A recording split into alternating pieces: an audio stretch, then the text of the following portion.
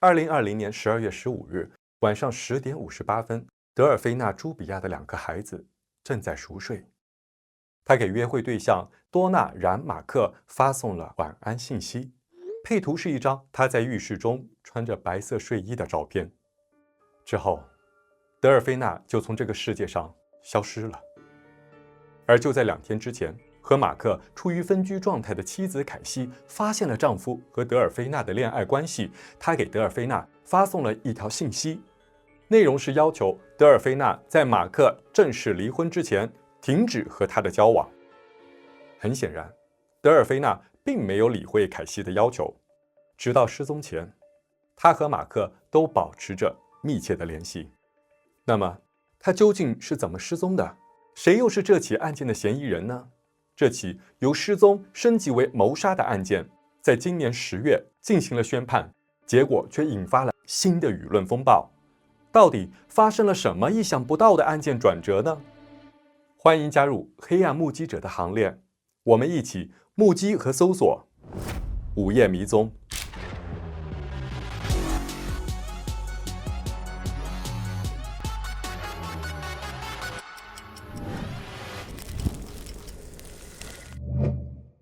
大家好，我是黑暗目击者云奇。如果你也愿意探索谜案真相，请订阅我的频道。现在，让我们开始这段黑暗之旅。先来到这个案件的发生地——法国。卡尼亚克莱斯米纳位于法国南部，是一个居住人口仅仅2600人的小镇。德尔菲娜·朱比亚生活在这里。她是一名33岁的护士，工作稳定，性格友善。同时，她长相漂亮，笑容充满了感染力。熟悉她的人都认为她是一个充满活力的人。这样一个优秀的女性，为什么选择和一个还未正式离婚的男人交往呢？事实上，德尔菲娜自己也处于一段婚姻关系当中。是的，她结婚了，丈夫是塞德里克·朱比亚，他们育有一子一女，小女儿只有18个月大。2020年12月15日晚上，德尔菲娜在给情人马克发送消息之后失踪。正是她的丈夫塞德里克在凌晨4点钟的时候打电话报警，称妻子不见了。他在电话里的声音非常焦急，甚至哭了出来。很快，警察赶到了现场，开始对案件展开调查。那么，德尔菲娜失踪的那一天，到底发生了什么呢？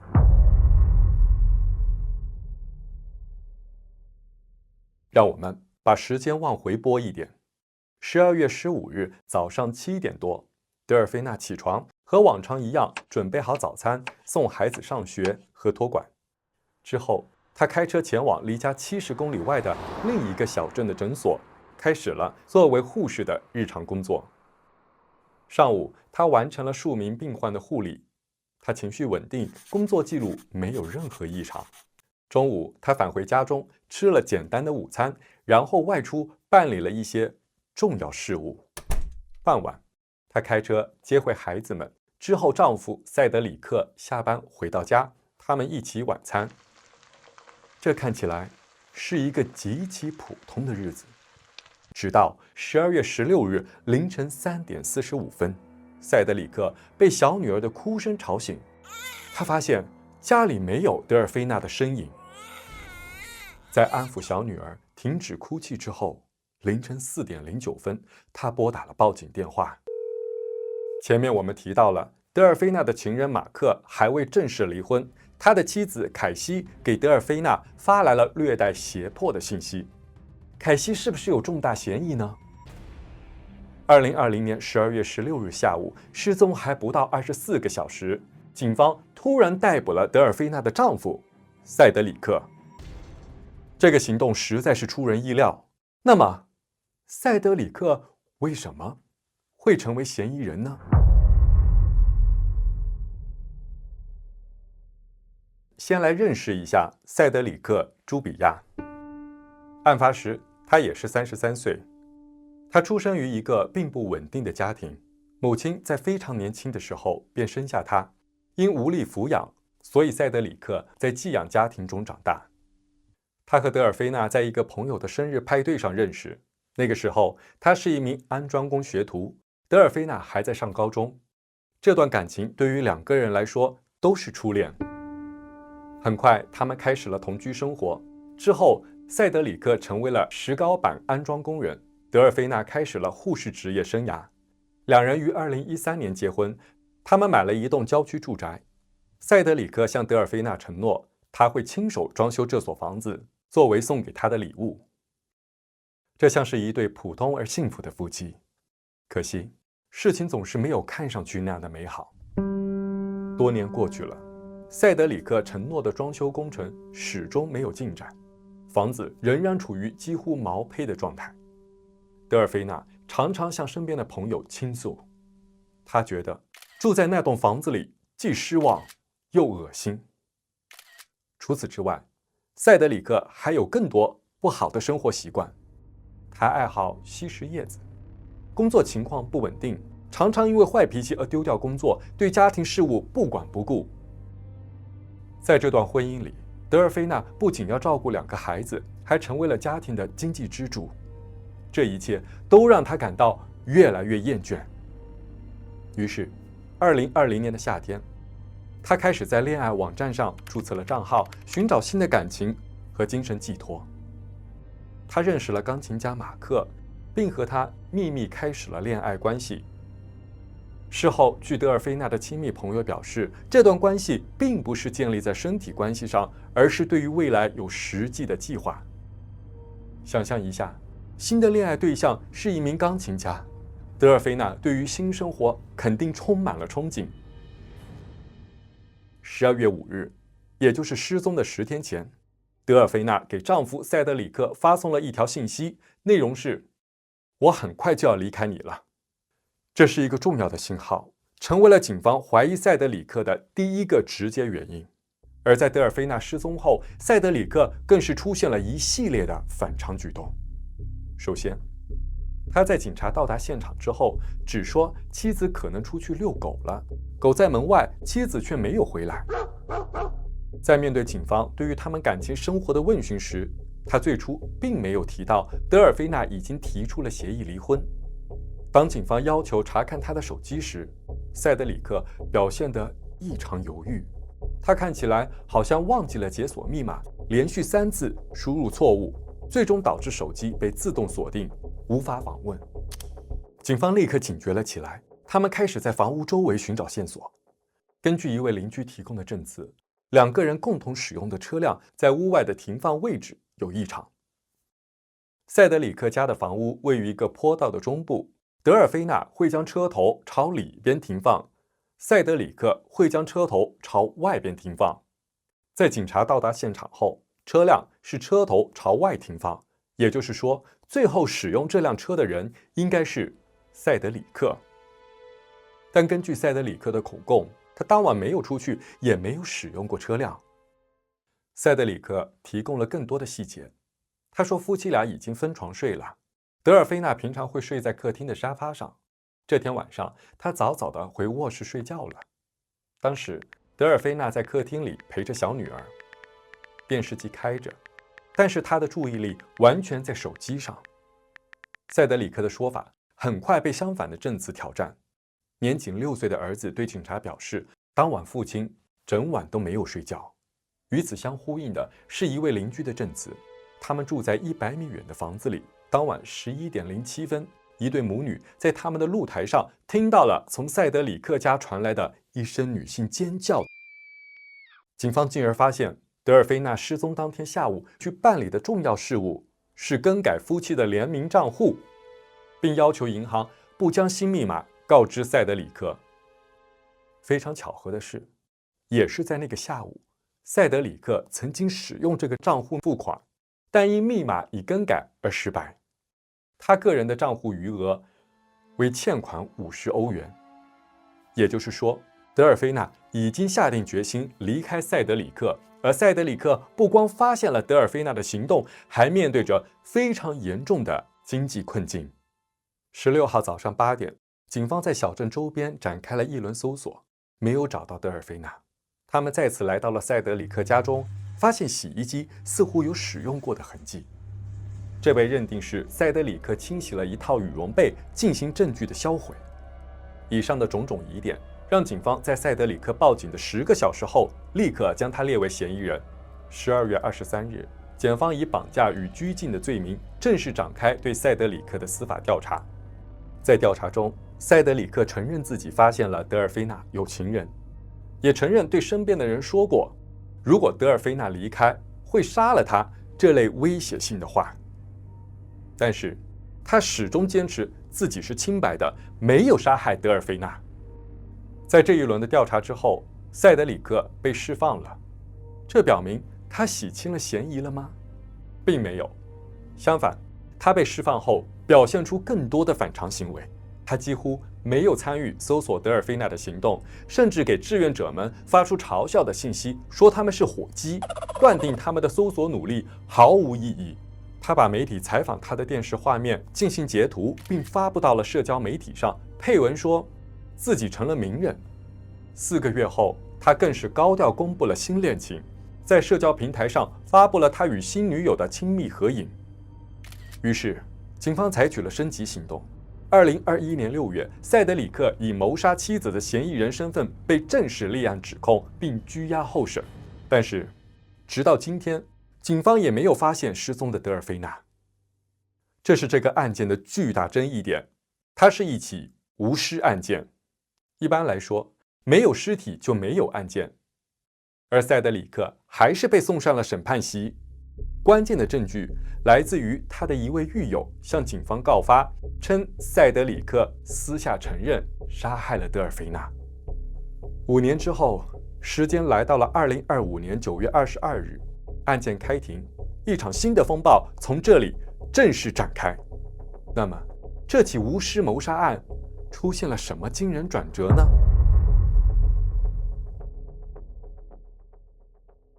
？2025年10月17日，塞德里克·朱比亚被判谋杀罪成立，刑期30年，不得假释。事情到这里就结束了吗？别着急，前面我们讨论了塞德里克的种种可疑之处，但是庭审过程中展示出来的更多证据，反而让很多人怀疑塞德里克是被司法系统迫害了。那么，庭审中揭露了哪些引发争议的新证据呢？塞德里克始终坚称自己的清白，他对判决结果表示这不是正义。他的律师则指出，这个案件不仅没有尸体，而且没有凶器，没有犯罪现场，也就是说，并没有任何的直接证据。他们对于检方提出的论点有几处强有力的反驳。首先，警方在16号下午2点钟将塞德里克带回警局调查。这不是一次简单常规的录口供，而是完整的全身检查。塞德里克脱光了所有衣物，配合进行了极为细致的检查，但是结果显示，他的身体没有任何淤青和皮肤损伤，也就是说，没有打斗留下的痕迹，并且他的指甲里也没有任何可疑的皮肤碎屑残留，这和发生过暴力冲突的迹象不相符合。其次，是3个检方用到的证词存疑。第一，住在100米外的一对母女表示听到了一声女性尖叫，但塞德里克家的隔壁邻居表示当晚没有听到尖叫，也没有争吵声。第二，关于塞德里克的孩子的证词，事实上，警方对孩子做过3次正式问询，每一次的证词都有变化，并且每一次的都更详细、更具体。第一次，孩子只说爸爸整晚没睡。第2次，孩子提到看到父亲和母亲在客厅争吵。第3次，孩子表示躲在门缝后观察父母争吵，看到父亲抓住了母亲的肩膀摇晃。律师提出质疑，一个年纪仅仅6岁的孩子是否能给出准确的描述？是否有将父母争吵的场景混淆了时间的可能性？是否还可能他在压力之下只是被迫给出警方想听到的答案？第3，那位狱友的关键指控，他不仅告发了塞德里克承认杀妻，还说塞德里克透露了将尸体埋在距家2公里的一处农场。警方曾带着警犬、探地雷达等设备，进入了那个农场。他们深入翻开了每一寸土地，却没有发现任何人体组织或者衣物残留，也没有发现土层回填或化学异常的痕迹。继而，律师对警方调查的可信程度也提出了质疑。关于塞德里克在早晨8点左右清洗了羽绒被，试图消灭证据的推断，律师出示了司法见证人员在当天中午11点进入房间勘查时拍下的照片。警方所说的那套羽绒被就在床上，并没有清洗过。相反，警方在案件当天就进入了塞德里克的家中，进行了卢米诺血液残留测试等一系列的仔细检查。他们没有发现任何可疑的血迹残留，家中的地板、地毯、沙发、床都没有发现打斗、拖拽的痕迹。他们唯一发现的是一副属于德尔菲娜的眼镜，遗落在沙发下，镜片破碎，一条镜腿断裂，但也无法证明那副眼镜是何时留在那儿的。在了解了辩方律师提出的这些观点后，你是否也会有一丝念头闪过，塞德里克有没有可能是被错误定罪的呢？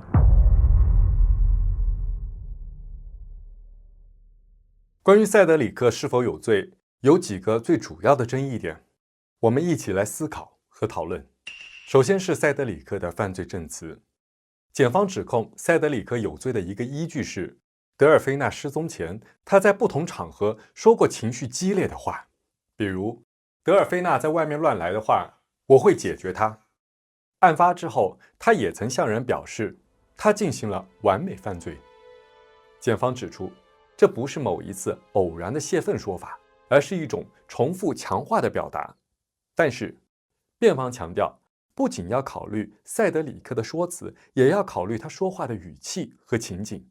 他说完之后，是拿起了锤子准备攻击呢，还是放松了情绪，喝起了啤酒呢？一位工地同事在法庭上证实，塞德里克经常吹牛，有时说自己是百万富翁，有时说认识警察局长，有时说要杀人，没有人把他的话当真。那么，对于塞德里克的这些话，你会怎么理解呢？第二，关于塞德里克的犯罪能力，媒体都把这个案件称为完美谋杀，塞德里克也这样自我吹嘘，因为可被证实的德尔菲娜还活着的时间是12月15日晚上10点58分，塞德里克报警的时间是16日凌晨4点09分，随后4点50分警察到达现场，也就是说，整个时间窗口是6个小时。在这6个小时内，塞德里克有没有可能完成实施谋杀、清理现场、处理尸体、抹除一切痕迹，并且随后在2年多的时间里完全逃过了警方的技术侦查呢？我们用2个相似的案件来做对比，《黑暗目击者》第7集中讲述的西班牙女警罗莎和警察情人杀害未婚夫的案件。他们在凌晨3点实施谋杀、清理现场，当晚进行了烧车灭迹。因受害人手术植入的钢钉在汽车残骸中被发现而罪行暴露。他们的犯罪时间窗口是24小时。另一个是2018年美国备受瞩目的克里斯杀妻灭门案。克里斯在凌晨3点实施谋杀，将尸体藏匿于油田中。中午2点左右，警方上门调查时，因来不及清理现场而罪行暴露。他的犯罪时间窗口是11个小时。那么，你觉得塞德里克可能在6个小时里完成这个犯罪吗？第三，关于更多潜在的嫌疑人，前面我们提到了，钢琴家马克的妻子凯西曾给德尔菲娜发送了要求他暂停约会关系的信息。有没有可能凯西察觉到德尔菲娜继续在和丈夫联系，进而对他动了杀心呢？其实警方也曾经把凯西列为嫌疑人之一，并展开了调查。结果显示，当晚凯西去了马克的家中，位置距离德尔菲娜家80公里。手机定位显示，2个人整晚都待在一起，没有外出。警方排除了凯西和马克的嫌疑，自此将目标牢牢锁定为塞德里克。在案件开庭时，凯西已经和马克离婚，他甚至成为了案件的证人。是的，凯西出庭证实，德尔菲娜与马克的交往关系，检方将此作为塞德里克产生嫉妒杀心的辅助证据。那么，除了塞德里克、凯西、马克之外，还有别的可能嫌疑人吗？有人提出了这样一种假设：塞德里克和德尔菲娜确实发生了争吵，之后德尔菲娜离开家，巧合中因为其他的犯罪事件而遇害，尸体也被带到了别的地方去。你觉得这种可能性存在吗？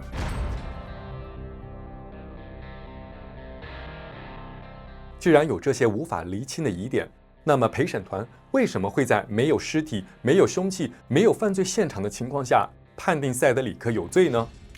也许是他的冷漠和荒诞的言行，也许是吸食叶子的爱好，以及他的外貌、纹身、儿子的证词加在一起，构成了一种无法解释的合理怀疑。陪审团认定塞德里克犯罪了，但是控方始终没有提出能指证他犯下谋杀罪行的关键证据。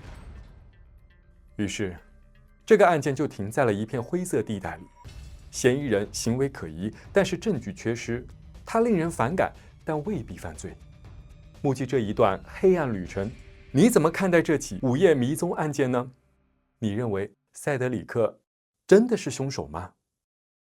对我而言，这个案件让我最有感触的是失踪的德尔菲娜。我们可以确认，她发生了不幸，因为一个深爱孩子的母亲不可能毫无征兆的在一个深夜不带手机、不带钱包，留下她的2个孩子消失无踪。在人们关注着塞德里克的时候，德尔菲娜的人生很容易被忽视和误解。她似乎总在情感中迷失，不断把信任交给那些错的人。塞德里克情绪不稳定，缺少责任感，马克也无法真正给他新的人生。这是他的错吗？事实上，社会太少告诉我们，选择本身是一种需要不断去学习的能力。只有真正了解自我的价值、尊重的定义和安全的边界，才有可能获得正确选择的能力。当你准备把人生托付给另一个人的时候，请记得问问自己，你是否真的看清了真相？是否拥有足够的能力去做出属于自己的选择？而对方是否有力量可以和你经历人生风雨？感谢你选择看到这里，我是黑暗目击者云奇，我们下次再见。